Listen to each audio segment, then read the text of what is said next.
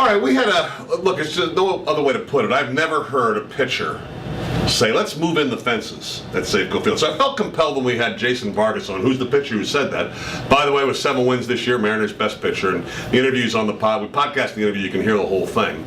But we asked him, I said, really? A pitcher who wants to move in the fences? He backed off a little bit. And why did, people took it a little far. But We did, but still, I mean, he kind of articulated something that's become a big issue, and that is moving them in. Well, and we went through the numbers. There's a piece written in the Seattle Times that we talked about by Jeff Baker that, showed the averages of every player on the roster, home and away, what the team as a whole does, ERA, home and away. I mean, Jason Vargas got an ERA over 4 on the road, under 2 at home, and he's a guy that said, listen, yeah, I like giving up 2 runs, but if I give up 4 runs and I know my team's going to score 8, I'll take that win every time. Victory's a victory, right? Yeah, paraphrasing his quote, but I don't think he'd be alone in that. I'm sure if we talk to the other pitchers on that staff, if they know their offense is producing more runs, they're going to be okay with that. You want to help your offense out, is what he was saying. Help them out a bit, because there's clearly a decided difference in the way they approach their at-bats. Maybe home runs make sense why there would be fewer at Safeco. The other stuff never has. Doesn't make sense why their average is lower. Why they're not. I mean, they're hitting line drives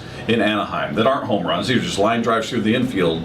They're coming up with more hits. Saunders, 19 hits on that road trip. Incredible. And not all of them big fly balls that would have been caught. These were just shots that would have been hits at Safeco. But I think it's just a mental approach these guys have kind of gotten conditioned to playing there. Just it's big, and they feel like they don't feel like they have a chance like they do in other parks. Well, and since Safeco Field's been around, remember the great success, of course, in 01 was with a veteran team. I mean, Ichiro may have been a newcomer and Rookie of the Year. He wasn't a 21-year-old kid. That wasn't a team built on young guys. It was a team built on established veterans already, and they scored a lot of runs. This is the first time since Safeco Field's come around where the Mariners have actually tried to build with young hitters in their own system, and you literally want to be sure these guys sign second contracts. I mean, you're looking at a point where Miguel Olivo sort of brought it up, I think it was in Jeff Baker's blog, right? That young guys are going to get a little bit frustrated with it. You're in a different position now if you're the Mariners than you've been before, because you have a young core of hitters that you've never really had before that you'd like to stay. And I've said to you too, I think that